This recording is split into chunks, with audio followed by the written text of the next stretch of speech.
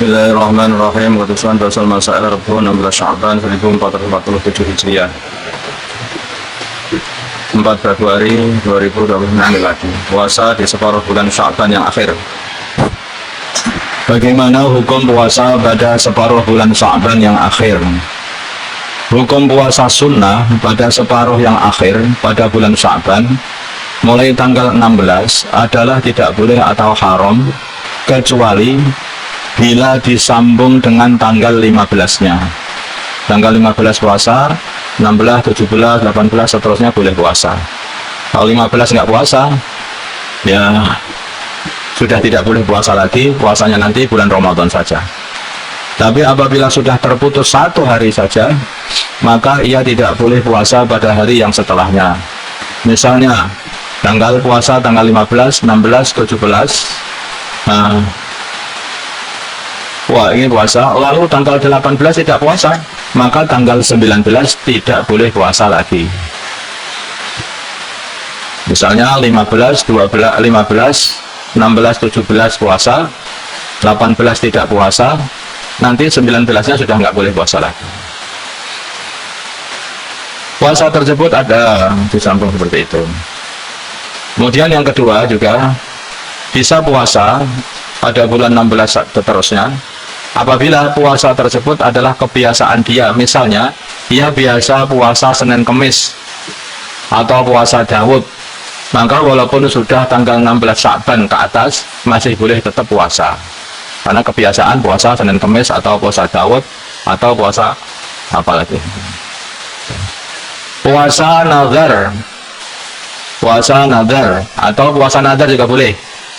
Kalau dia nazar puasa, nazar apa gitu untuk berpuasa, maka puasanya pada 16 ke atas bulan Sya'ban boleh. Puasa kafarah boleh juga.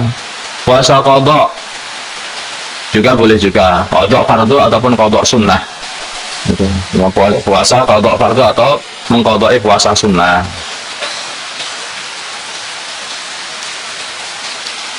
Masalah mengqadha'i sholat orang yang sudah wafat. Bagaimana hukum mengqadha'i sholat sholatnya orang yang sudah meninggal? Bagaimana mengqadha'i?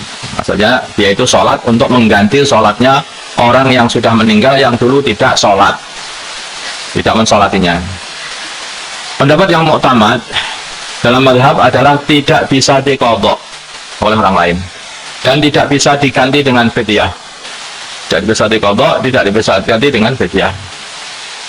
Yang mu'tamad dalam mazhab Syafi'i. Tapi ada pendapat yang kedua, ada sebagian ulama yang membolehkan untuk mengqadha'i sholatnya orang yang sudah meninggal yang dulu meninggalkan sholat, atau dengan membayarkan fidyahnya. Membayar orang. Kalau membayar fidyah itu 1 mud setiap sholat ya. Tambahin nanti biar mudah. Jadi kalau mau membayar fidyah, fidyahnya itu setiap satu sholat itu 1 mud. Ya. Sholat 1 mud itu 16 gram ya. 16 on. 16 on. 7 on Mbak? Ya sempurnanya 7 on. Sempurnanya 7 on. Sholat sunnah yang bisa dikerjakan bersama dengan sholat lain. Sholat sunnah yang bisa dikerjakan bersamaan dengan sholat lain.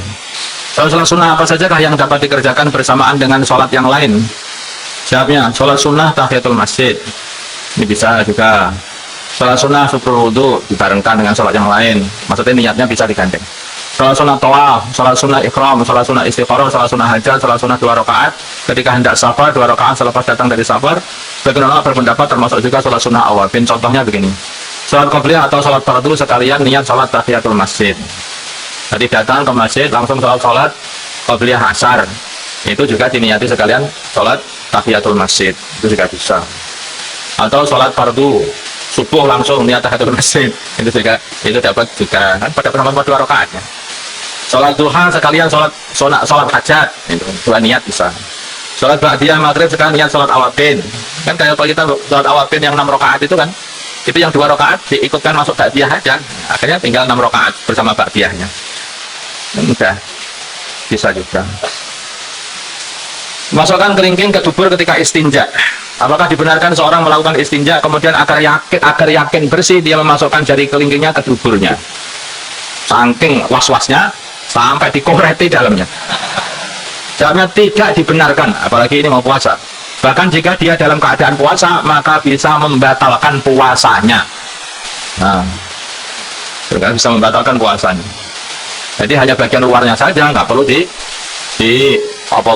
bersihkan kalau minum gitu, nggak perlu seperti itu. Itu hanya orang was-was saja, yang malah jadinya malah rusak nanti. Dia sendiri jadi sakit dan juga puasanya batal, ya. Dia sendiri sakit, puasanya batal, was-wasnya nggak hilang. Allahumma shalli ala sayyidina Muhammad wa ala sayyidina Muhammad wa salli ala sayyidina Ibrahim wa ala ali sayyidina Ibrahim wa barik ala sayyidina Muhammad wa ala sayyidina Muhammad wa barik ala sayyidina Ibrahim wa ala ali sayyidina Ibrahim fil alamin innaka Hamidum Majid. Allahumma arham umat sayyidina Muhammad. Allahumma ighfir li umat sayyidina Muhammad. Allahumma aslih umat sayyidina Muhammad wa alif baina qulubi umat sayyidina Muhammad. اللهم انصر امة سيدنا محمد اللهم حسبهم سلطانا نصيرا صلى الله على سيدنا محمد النبي الامي وعلى اله وصحبه وسلم والحمد لله رب العالمين.